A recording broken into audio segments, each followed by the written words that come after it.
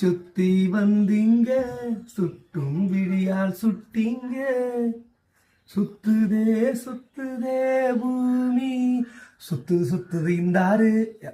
என்னங்க வெறும் சுத்துன்னு சொல்லிட்டு இருக்கேன்னா, தமிழ்ல 2 வகையான விளக்கம் இருக்கு.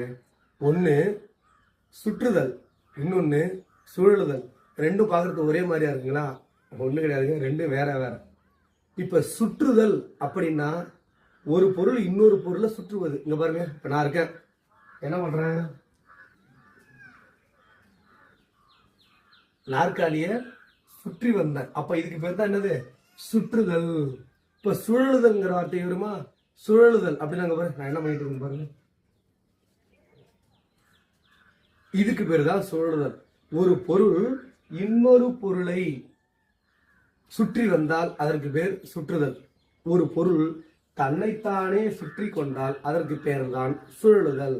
இப்ப எடுத்துக்காட்டு பாக்குறீங்களேன், மின்விசிறி. மின்விசிறி என்ன பண்ணுது? அது தன்னைத்தானே சுத்திக்குதா? அப்ப இதுக்கு பேர் சுழலுதல். மின்விசிறி சுழல்கிறது. அப்ப சூரியனை கோள்கள் சுற்றுகிறது. நான் இன்றிலிருந்து உன்னை சுற்றி வரப்போகிறேன். புரியுதுங்களா? சுற்றுதலுக்கும் சுழலுதலுக்கும் உள்ள வித்தியாசத்தை தெரிஞ்சுக்கிட்டீங்களா? நன்றி, வணக்கம்.